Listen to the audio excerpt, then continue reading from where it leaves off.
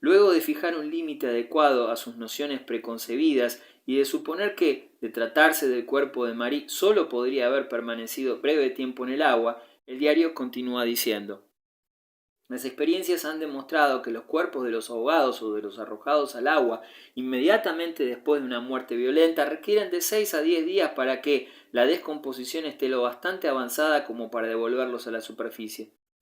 Incluso si se dispara un cañonazo sobre el lugar donde hay un cadáver y éste sube a la superficie antes de una inmersión de 5 o 6 días, volverá a hundirse si no se lo amarra. Estas afirmaciones han sido tácitamente aceptadas por todos los diarios de París, con excepción de Le Moniteur.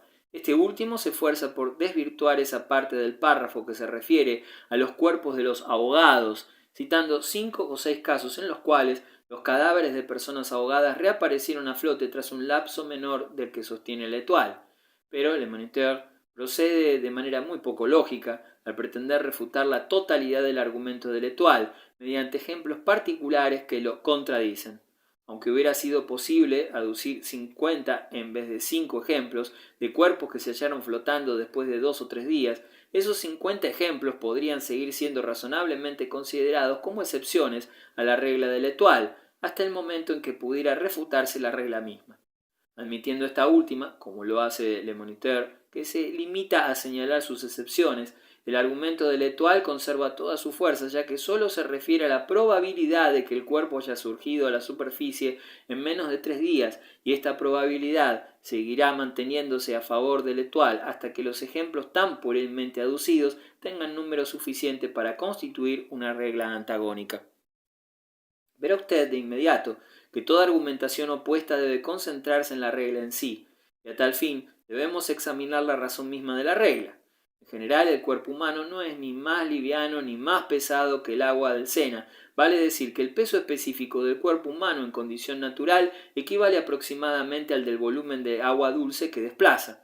Los cuerpos de gentes gruesas y corpulentas, de huesos pequeños y en general los de las mujeres, son más livianos que los cuerpos delgados de huesos grandes y en general de los masculinos. A su vez, el peso específico del agua del río se ve más o menos influido por el flujo proveniente del mar.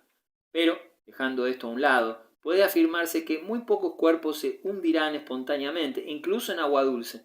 Prácticamente todos los que caen en un río pueden mantenerse a flote, siempre que logren equilibrar el peso específico del agua con el suyo. Vale decir, que queden casi completamente sumergidos con el mínimo posible fuera del agua. La posición adecuada para el que no sabe nadar es la vertical, como si estuviera caminando con la cabeza completamente echada hacia atrás y sumergida, salvo la boca y la nariz. Colocados en esta forma, descubriremos que nos mantenemos a flote sin dificultad ni esfuerzo. Naturalmente, el peso del cuerpo y el volumen del agua desplazado se equilibran estrechamente, y la menor diferencia determinará la preponderancia de uno de ellos.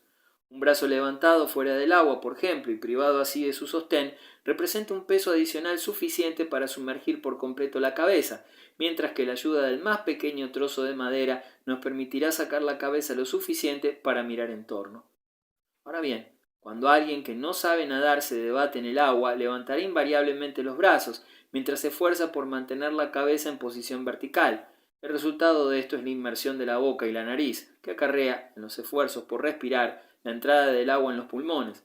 El agua penetra igualmente en el estómago y el cuerpo pesa más por la diferencia entre el peso del aire que previamente llenaba dichas cavidades y del líquido que las ocupa ahora.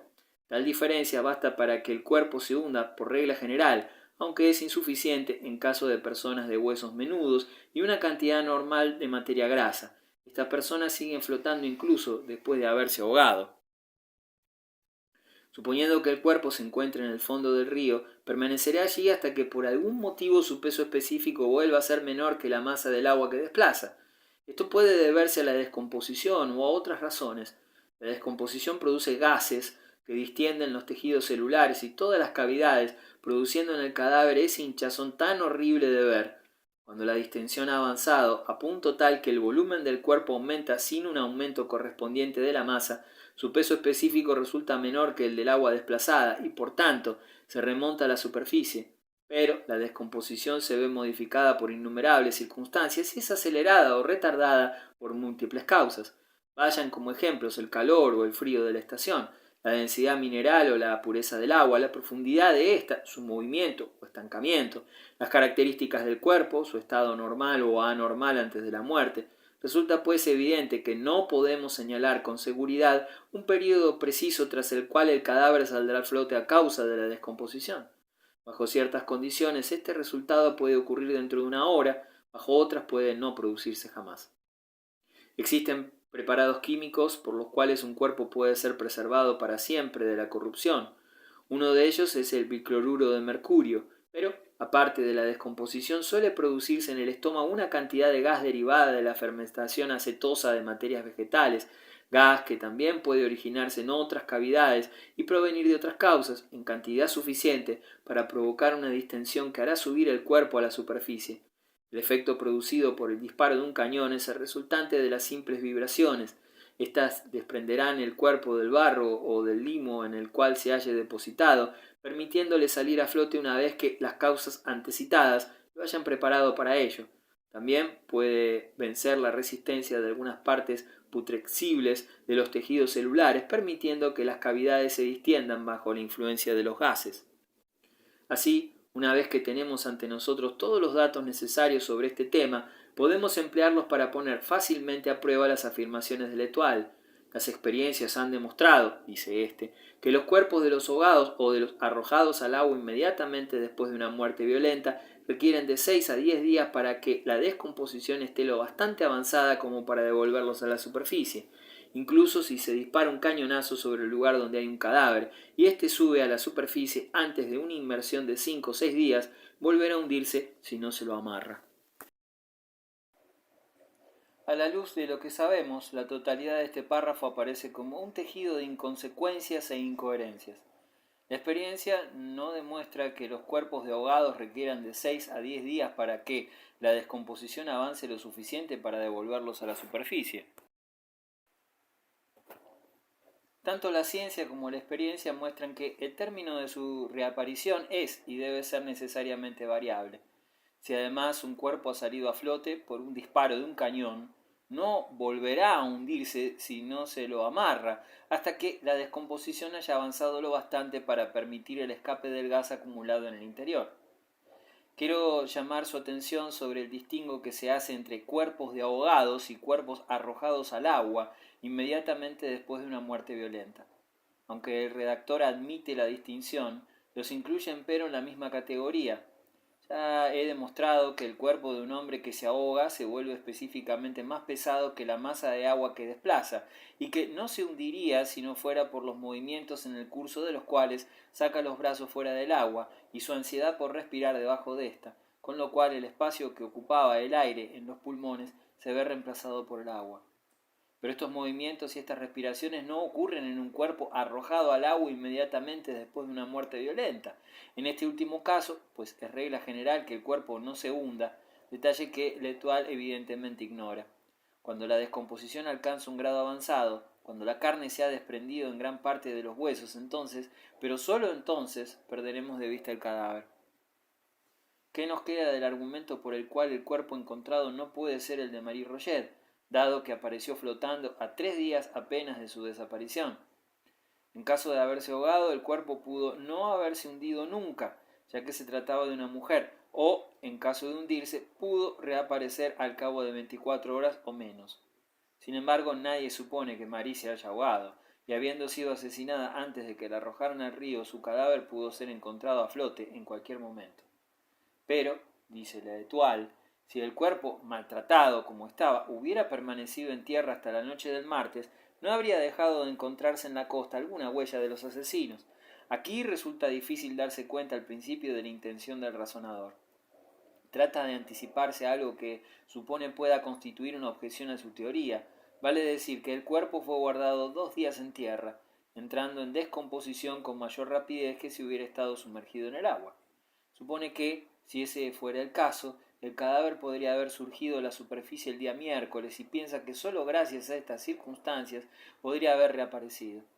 Se apresura, por tanto, a mostrar que no fue guardado en tierra, pues, de ser así, no habría dejado de encontrarse en la costa alguna huella de los asesinos. Me imagino que usted sonríe ante este sequitur. no alcanza a ver cómo la mera permanencia del cadáver en tierra podría multiplicar las huellas de los asesinos. Tampoco lo veo yo. Y, lo que es más, continúa nuestro diario, parece altamente improbable que los miserables capaces de semejante crimen hayan arrojado el cadáver al agua sin atarle algún peso para mantenerlo sumergido, cosa que no ofrecía la menor dificultad. Observe en esta parte la risible confusión del pensamiento. Nadie, ni siquiera la actual, pone en duda el crimen cometido contra el cuerpo encontrado. Las señales de violencia son demasiado evidentes. La finalidad de nuestro razonamiento consiste solamente en mostrar que este cuerpo no es el de Marie. Quiere probar que Marie no fue asesinada, sin dudar de que el cuerpo hallado lo haya sido. Pero sus observaciones solo prueban este último punto. He aquí un cadáver al que no han atado ningún peso. Si lo hubieran echado al agua a los asesinos, estos no habrían dejado de hacerlo. Por lo tanto, no lo echaron al agua a los asesinos. Si alguna cosa se prueba, es solamente eso. La cuestión de la identidad no se toca ni remotamente, y L'Etoile se ha tomado todo este trabajo para contradecir lo que admitía un momento antes. Estamos completamente convencidos, manifiesta, que el cuerpo hallado es el de una mujer asesinada. No es la única vez que nuestro razonador se contradice sin darse cuenta. Como ya he señalado, su evidente finalidad consiste en reducir lo más posible el intervalo entre la desaparición de Marie y el hallazgo del cadáver. Sin embargo, lo vemos insistir en el hecho de que nadie vio a la muchacha desde el momento en que abandonó la casa de su madre. Carecemos de testimonios, declara, desde que Marie Roget se hallaba aún entre los vivos después de las 9 de la mañana del domingo 22 de junio. Dado que es este un argumento evidentemente parcial, hubiera sido preferible que lo dejara de lado, ya que si se supiera de alguien que hubiese reconocido a Marie, digamos el lunes o el martes, el intervalo en cuestión se habría reducido mucho y conforme al razonamiento anterior, las probabilidades de que el cadáver hallado fuera el de la Grisette habrían disminuido en mucho. Resulta divertido, pues, observar cómo L'Etoile insiste sobre este punto con pleno convencimiento de que refuerza su argumentación general. Examine ahora nuevamente la parte del artículo que se refiere a la identificación del cadáver por Bouvet. A propósito del vello del brazo, es evidente que L'Etoile peca por falta de ingenio. Dado que M. Bouvet no es ningún tonto, jamás se habría apresurado a identificar el cadáver basándose tan solo en que tenía vello en el brazo.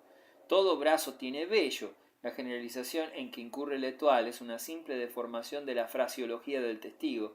Este debió referirse a alguna particularidad del vello, pudo referirse al color, a la cantidad, al largo, a la distribución. Sus pies eran pequeños, sigue diciendo el diario, pero hay miles de pies pequeños. Tampoco constituye una prueba sus ligas y sus zapatos, ya que unos u otros se venden en lotes. Lo mismo cabe decir de las flores de su sombrero. Monsieur Bouvet insiste en que el broche de las ligas había sido cambiado de lugar para que ajustaran.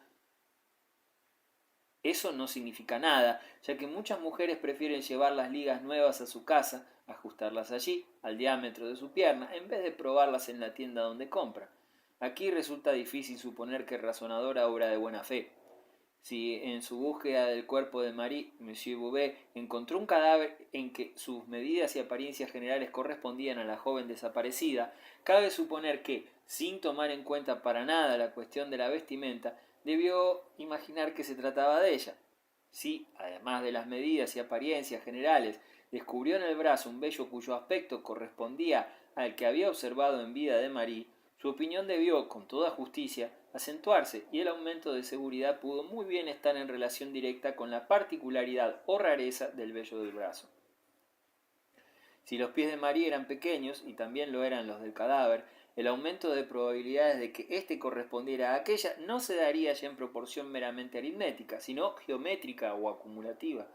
Agreguemos a esto los zapatos análogos a los que Marie llevaba puestos el día de su desaparición, aunque dichos zapatos se vendan en lotes. Aumenta a tal punto la probabilidad que casi la vuelve una certeza. Lo que en sí mismo no sería una prueba de identidad, se convierte por su posición corroborativa en la más segura de las pruebas. Agréguese a esto las flores del sombrero, coincidentes con las que llevaba la joven desaparecida, y no pediremos nada más. Y si por solo una flor no exigiéramos otra prueba, ¿qué diremos de 2 o 3 o más? Cada una que se agrega es una prueba múltiple. no es una prueba sumada a otra, sino multiplicada por cientos o miles. Descubramos ahora en el cadáver un par de ligas, como las que usaba la difunta, y sería casi una locura seguir adelante. Pero, además, ocurre que estas ligas aparecen ajustadas mediante el corrimiento de su broche en la misma forma en que Marie había ajustado las suyas poco antes de salir de su casa. Dudar ahora es hipocresía o locura. Cuando L'Etoile sostiene que este acortamiento de las ligas es una práctica habitual, lo único que demuestra es su pertinencia en el error. La calidad de elástica de toda liga demuestra por sí misma que la necesidad de acortarla es muy poco frecuente. Lo que está hecho para ajustar por sí mismo solo rara vez necesitará ayuda para cumplir su cometido. Solo por accidente, en su más estricto sentido, las ligas de Marie requirieron ser acortadas, y ellas solas hubieran bastado para asegurar ampliamente su identidad.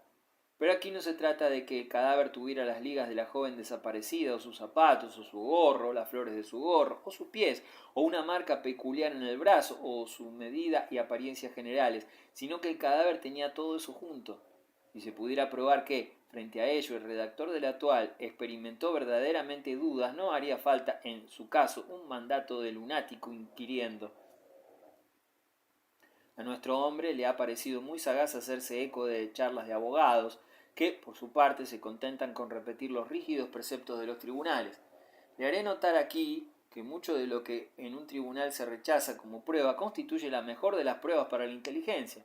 Ocurre que el tribunal, guiándose por principios generales ya reconocidos y registrados, no gusta de apartarse de ellos en casos particulares, y esa pertinaz adhesión a los principios, con total omisión de las excepciones en conflicto, es un medio seguro para alcanzar el máximo de verdad alcanzable en cualquier periodo prolongable del tiempo.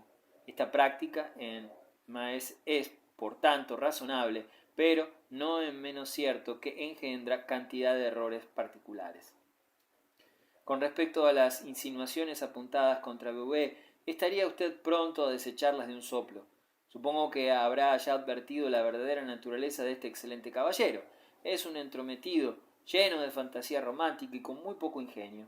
En una situación verdaderamente excitante como la presente, toda persona como él se conducirá de manera de provocar sospechas por parte de los excesivamente sutiles o de los mal dispuestos, según surge de las notas reunidas por usted. Monsieur Beauvais tuvo algunas entrevistas con el director de la Étoile y le disgustó el aventurar la opinión de que el cadáver, pese a la teoría de aquel, era sin lugar a dudas el de Marie. Persiste, dice el diario, en afirmar que el cadáver es el de Marie, pero no es capaz de señalar ningún detalle fuera de lo ya comentado que imponga creencia a los demás, sin reiterar el hecho de que mejores pruebas para imponer su creencia a los demás no podrían haber sido nunca aducidas.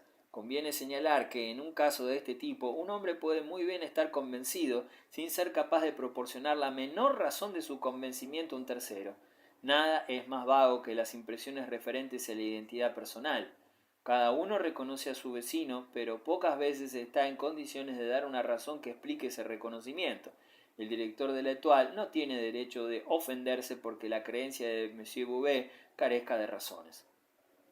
Las sospechosas circunstancias que lo rodean cuadran mucho más con mi hipótesis de entrometido romántico que con la sugestión de culpabilidad lanzada por el redactor. Una vez adoptada la interpretación más caritativa, no tendremos dificultad en comprender la rosa en el agujero de la cerradura, el nombre de Marie en la pizarra, el haber dejado de lado a los parientes masculinos de la difunta, la resistencia a que los parientes de la víctima vieran el cadáver, la advertencia hecha a Madame B de que no debía decir nada al gendarme hasta que él, Monsieur Beauvais, estuviera de regreso, y finalmente su decisión aparente de que nadie fuera de él se ocuparía de las actuaciones. Me parece incuestionable que Beauvais cortejaba a Marie, que ella coqueteaba con él y que nuestro hombre estaba ansioso de que lo creyeran dueño de su confianza e íntimamente vinculado a ella. No insistiré sobre este punto. Por lo demás, las pruebas refutan redondamente las afirmaciones de la Étoile tocantes a la supuesta apatía por parte de la madre y otros parientes, apatía contradictoria con su convencimiento de que el cadáver era el de la muchacha. Pasemos adelante, pues, como si la cuestión de la identidad quedara probada a nuestra entera satisfacción. ¿Y qué piensa usted?, pregunté, de las opiniones de Le Commerciel. En esencia merecen mucha mayor atención que todas las formuladas sobre el asunto. Las deducciones derivadas de las premisas son lógicas y agudas, pero en dos casos las premisas se basan en observaciones imperfectas. El comercial insinúa que Marie fue secuestrada por alguna banda de malandrines a poca distancia de la casa de su madre. Es imposible, señala, que una persona tan popularmente conocida como la joven víctima hubiera podido caminar 3 cuadras sin que la viera alguien. Esta idea nace de un hombre que reside hace mucho en París, donde está empleado y cuyas andanzas en uno u otro sentido se limitan en su mayoría a la vecindad de las oficinas públicas. Sabe que raras veces se aleja más de 12 cuadras de su oficina sin ser reconocido o saludado por alguien. Frente a la amplitud de sus relaciones personales, compara esta notoriedad con la de la joven perfumista, sin advertir mayor diferencia entre ambas, y llega a la conclusión de que, cuando Marie salía de paseo, no tardaba en ser reconocida por diversas personas, como en su caso. Pero esto podría ser cierto si Marie hubiese cumplido itinerarios regulares y metódicos, tan restringidos como el del redactor y análogos a los suyos. Nuestro razonador va y viene en intervalos regulares dentro de una periferia limitada, llena de personas que lo conocen porque sus intereses coinciden con los suyos, puesto que se ocupan de tareas análogas, pero cabe suponer que los paseos de Marie carecían de rumbo preciso. En este caso particular, lo más probable es que haya tomado por un camino distinto de sus itinerarios acostumbrados. El paralelo que suponemos existía en la mente de Le Commerciel solo es defendible si se trata de dos personas que atraviesan la ciudad de extremo a extremo. En este caso, si imaginamos que las relaciones personales de cada uno son equivalentes en número, también serán iguales en posibilidades de que cada uno encuentre el mismo número de personas conocidas. Por mi parte, no solo creo posible, sino muy probable que María haya andado por las diversas calles que unen su casa con las de su tía sin encontrar a ningún conocido.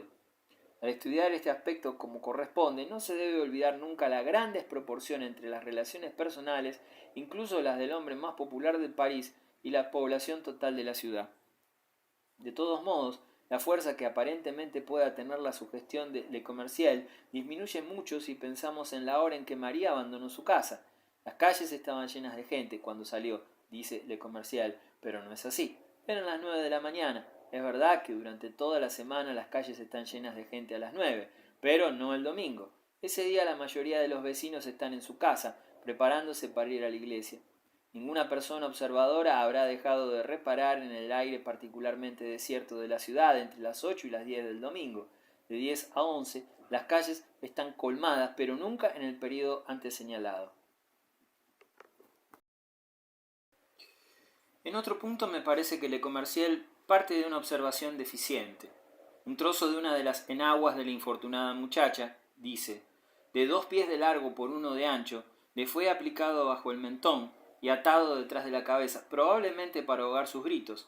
Los individuos que hicieron esto no tenían pañuelo en el bolsillo. Ya veremos si esta idea está bien fundada o no, pero por individuos que no tenían pañuelo en el bolsillo, el redactor entiende la peor ralea de malhechores. Ahora bien, ocurre que precisamente estos tienen siempre un pañuelo en el bolsillo, aunque carezcan de camisa. Habrá tenido usted ocasión de observar cuán indispensable se ha vuelto en estos últimos años el pañuelo para el matón más empedernido. ¿Qué cabe pensar, pregunté, del artículo de Le Soleil? Pues cabe pensar que es una lástima que su redactor no haya nacido loro, en cuyo caso hubiera sido el más ilustre de su raza. Se ha limitado a repetir los distintos puntos de las publicaciones ajenas, escogiéndolos con laudable esfuerzo de uno y otro diario. Con toda evidencia, manifiesta, los objetos hallados llevaban en el lugar 3 o 4 semanas, por lo menos. No cabe ninguna duda, pues, que se ha descubierto el lugar de tan espantoso atentado. Los hechos señalados aquí por Le Soleil están, sin embargo, muy lejos de disipar mis dudas al respecto, y vamos a examinarlos detalladamente más adelante, en relación con otro aspecto del asunto. Ocupémonos por ahora de cosas distintas. ¿No habrá dejado usted de reparar en la extrema negligencia del examen del cadáver? Cierto que la cuestión de la identidad quedó o debió quedar prontamente terminada, pero había otros aspectos por verificar. ¿No fue saqueado el cadáver? ¿No llevaba la difunta joyas al salir de su casa? De ser así, ¿se encontró alguna al examinar el cuerpo? He aquí cuestiones importantes, totalmente descuidadas por la investigación, y quedan otras igualmente importantes que no han merecido la menor atención. Tendremos que asegurarnos mediante indagaciones particulares. El caso de Saint-Eustache exige ser nuevamente examinado. No abrigo sospechas sobre él, pero es preciso proceder metódicamente. Nos aseguraremos sin lugar a ninguna duda sobre la validez de los testimonios escritos que presentó acerca de sus movimientos en el curso del domingo. Los certificados de este género suelen prestarse fácilmente a la mistificación. Si no encontramos nada de anormal en ellos, desecharemos a Saint-Eustache de nuestra investigación. Su suicidio, que corroboraría las sospechas en caso de que los certificados fueron falsos, constituye una circunstancia perfectamente explicable en caso contrario, y que no debe alejarnos de nuestra línea normal de análisis. En lo que me proponga ahora, dejaremos de lado los puntos interiores de la tragedia, concentrando nuestra atención en su periferia. Uno de los errores en investigaciones de este género consiste en limitar la indagación a lo inmediato, con total negligencia de los acontecimientos colaterales o circunstanciales. Los tribunales incurren en la mala práctica de reducir los testimonios y los debates a los límites de lo que consideran pertinente. Pero la experiencia ha mostrado, como lo mostrará siempre la buena lógica, que una parte muy grande, quizás la más grande de la verdad, surge de lo que se consideraba marginal y accesorio. Basándose en el espíritu de este principio, si no en su letra, la ciencia moderna se ha decidido a calcular sobre lo imprevisto. Pero quizás no me hago entender. La historia del conocimiento humano ha mostrado ininterrumpidamente que la mayoría de los descubrimientos más valiosos los debemos a acaecimientos colaterales, incidentales o accidentales.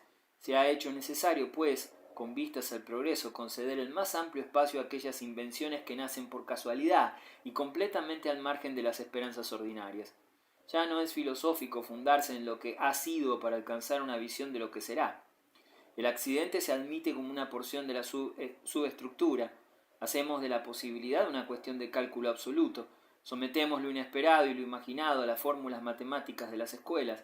Repito que es un hecho verificado que la mayor porción de toda verdad surge de lo colateral, y de acuerdo con el espíritu del principio que se deriva, desviaré la indagación de la huella tan transitada como estéril del hecho mismo para estudiar las circunstancias contemporáneas que lo rodean. Mientras usted se asegura de la validez de esos certificados, yo examinaré los periódicos en forma más general de lo que ha hecho usted hasta ahora. Por el momento solo hemos reconocido el campo de investigación, pero sería raro que una ojeada panorámica como la que me propongo no nos proporcionara algunos menudos datos que establezcan una dirección para nuestra tarea. En cumplimiento de las indicaciones de Dupin, procedí a verificar escrupulosamente el asunto de los certificados. Resultó de ello una plena seguridad en su validez y la consiguiente inocencia de Saint-Eustache. Mi amigo se ocupaba, entre tanto, con una minucia que en mi opinión carecía de objeto, del escrutinio de los archivos de los diferentes diarios. Al cabo de una semana me presentó los siguientes extractos. Hace 3 años y medio la misma Marie Roget desapareció de la perfumería de Monsieur Leblanc en el Palais Royal, causando un revuelo semejante al de ahora. Una semana después, Marie reapareció en el mostrador de la tienda, tan bien como siempre, aparte de una ligera palidez que no era usual en ella. Monsieur Leblanc y Madame Roget dieron a entender que Marie había pasado la semana en casa de amigos, en el campo, y el asunto fue rápidamente callado. Presumimos que esta ausencia responde a un capricho de la misma especie y que, dentro de una semana o quizás un mes, volveremos a tener a Marie entre nosotros. Evening Paper, domingo 23 de junio. Un diario de la tarde de ayer se refiere a una misteriosa desaparición anterior de Mademoiselle Roget. Es bien sabido que, durante la semana de su ausencia de la perfumería de Leblanc, estuvo acompañada por un joven oficial de la Marina, muy notorio por su libertinaje. Cabe suponer que una querella providencial la trajo nuevamente a su casa. Conocemos el nombre del libertino en cuestión, que se halla actualmente destacado en París, pero no lo hacemos público por razones comprensibles. Le Mercure, mañana del martes 24 de junio. El más repudiable de los atentados ha tenido lugar anteayer en las proximidades de esta ciudad. Al anochecer, un caballero que paseaba con su esposa y su hija comprometió los servicios de 6 hombres jóvenes que paseaban en bote cerca de las orillas del Sena a fin de que los transportara al otro lado. Al llegar a destino, los pasajeros desembarcaron y se alejaban ya, hasta perder de vista el bote, cuando la hija descubrió que había olvidado su sombrilla.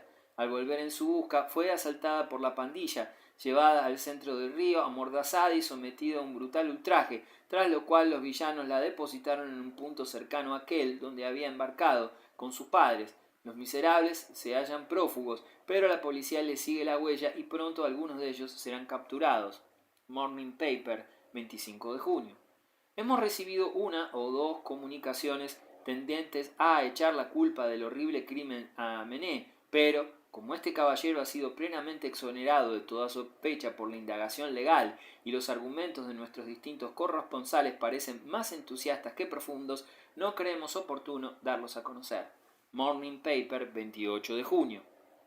Hemos recibido varias enérgicas comunicaciones que aparentemente proceden de diversas fuentes y que dan por seguro que la infortunada Marie Rochelle ha sido víctima de una de las numerosas bandas de malhechores que infestan cada domingo los alrededores de la ciudad. Nuestra opinión se inclina decididamente a favor de esta suposición. En nuestras próximas ediciones dejaremos espacio para exponer los aludidos argumentos. Evening Paper, martes 31 de junio. El lunes, uno de los lancheros del servicio de aduana vio en el Sena un bote vacío a la deriva. La vela se hallaba en el fondo del bote. El lanchero lo remolcó y lo dejó en el amarradero del puesto. A la mañana siguiente fue retirado de allí sin permiso de ninguno de los empleados. El timón se encuentra en el depósito de lanchas.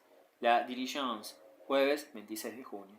Leyendo los diversos pasajes, no solamente me parecieron ajenos a la cuestión, sino que no alcancé a imaginar la manera en que cualquiera de los mismos podía pesar sobre aquella.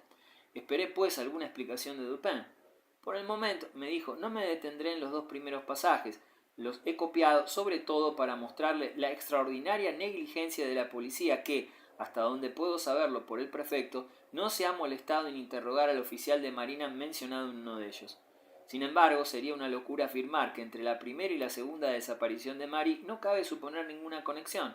Admitamos que la primera fuga terminó en una querella entre los enamorados y el retorno a la casa de la decepcionada. Podemos ahora encarar una segunda fuga o rapto, si realmente se trata de ello, como indicación de que el seductor ha reanudado sus avances y no como el resultado de la intervención de un segundo cortejante. Miramos la cosa como una reconciliación entre enamorados y no como el comienzo de una nueva aventura. Hay 10 probabilidades contra una de que el hombre que huyó una vez con Marie le haya propuesto una segunda escapatoria y no que a la primera propuesta haya sucedido una segunda hecha por otro individuo. Le haré notar, además, que el lapso entre la primera fuga, sobre la cual no cabe duda, y la segunda, presumiblemente, abarca pocos meses más de duración general de los cruceros de nuestros barcos de guerra. Fueron interrumpidos los bajos designios del seductor por la necesidad de embarcarse y aprovechó la primera oportunidad de su retorno para renovar esos designios aún no completamente consumados, o, por lo menos, no completamente consumados por él. Nada sabemos de todo ello.